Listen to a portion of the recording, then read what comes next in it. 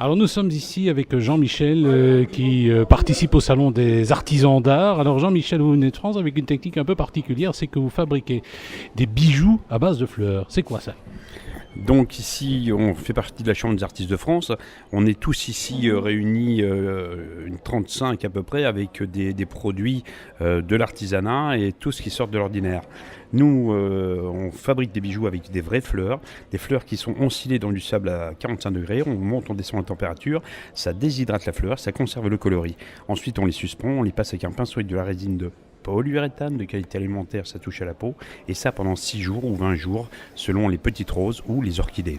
Théoriquement, nous ne sommes que 4 en France à faire ça, et je suis le seul, c'est pas présomptueux, à être multifleurs. Je m'en vais dans toutes les fleurs qu'on puisse imaginer, pardon. Et Alors, là, je vois par exemple, vous avez, c'est des petites fleurs là, c'est quoi exactement? ce sont des petits boutons de roses qu'on appelle des roses grappes. C'est tout petit. Il y a une tige qui pousse et tout plein de petites fleurs qui sont satellitaires du bouquet. On travaille les statices. Ici à côté, on va dans d'autres choses qui sont encore plus rares. C'est qu'on fabrique des bijoux avec des ailes de papillon, des vraies ailes de papillon. Ils se reproduisent dans des volières à Bruxelles, Laken, et là, ils se reproduisent 2 à 3 fois.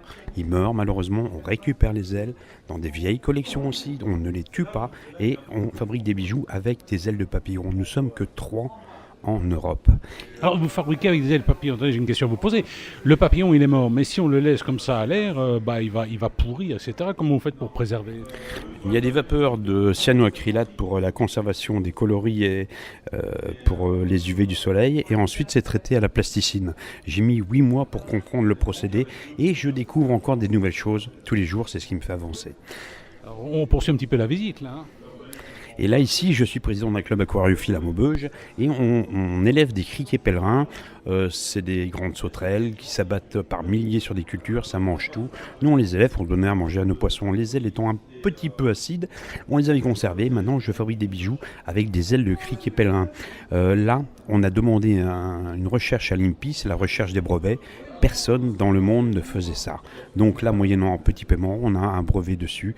Et puis c'est génial. On arrive à 60 ans à ne pas avoir cherché ce truc-là, mais c'est génial. Et quelque part, vous jouez un peu sur la carte écologique, non?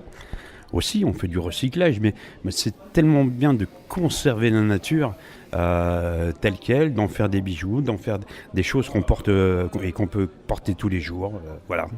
C'est pas une sorte de taxidermie, là, ce que vous faites avec les papillons? Vous avez touché, j'ai travaillé 2 ans en parc zoologique en taxidermie.